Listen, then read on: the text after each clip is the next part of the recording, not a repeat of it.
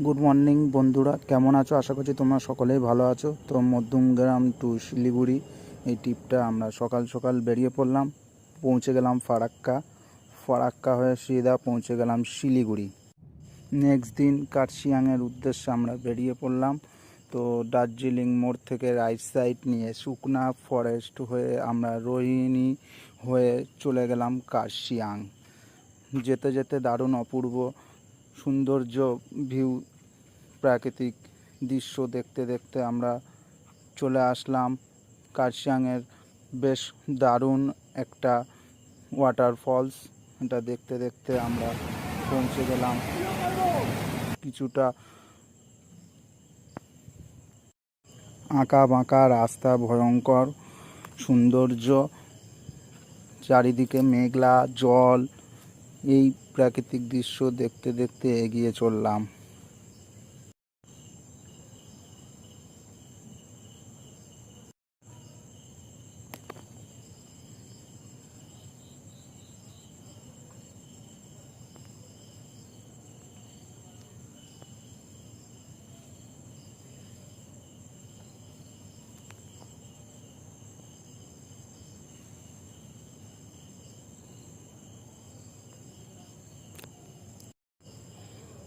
তো আমরা বেশ ভিউ পয়েন্ট ঘুরে সৌন্দর্য উপভোগ করে আমরা পৌঁছে গেলাম মাকাই বাড়ি টি এস্টেট। এইখানকার তো দারুণ অপূর্ব দৃশ্য, মন মুগ্ধ করা জিনিস। প্রাকৃতিক দৃশ্য দেখে আমাদের খুবই ভীষণ ভালো লাগলো। তো আপনাদের কেমন লাগলো ভিডিওটি অবশ্যই কমেন্ট করে জানাবেন। আর ভিডিওটি লাইক দিতে ভুলবেন না, অবশ্যই সাবস্ক্রাইব করে দেবেন। ধন্যবাদ বন্ধুরা, ভালো থাকবেন, সুস্থ থাকবেন।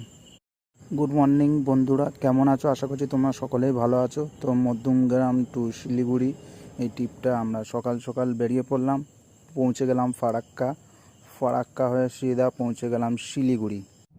নেক্সট দিন কার্শিয়াংয়ের উদ্দেশ্যে আমরা বেরিয়ে পড়লাম। তো দার্জিলিং মোড় থেকে রাইট সাইড নিয়ে সুকনা ফরেস্ট হয়ে আমরা রোহিণী হয়ে চলে গেলাম কার্শিয়াং। যেতে যেতে দারুণ অপূর্ব সৌন্দর্য ভিউ, প্রাকৃতিক দৃশ্য দেখতে দেখতে আমরা চলে আসলাম কার্শিয়াংয়ের বেশ দারুণ একটা ওয়াটারফলস। এটা দেখতে দেখতে আমরা পৌঁছে গেলাম। কিছুটা আঁকা বাঁকা রাস্তা, ভয়ঙ্কর সৌন্দর্য, চারিদিকে মেঘলা জল, এই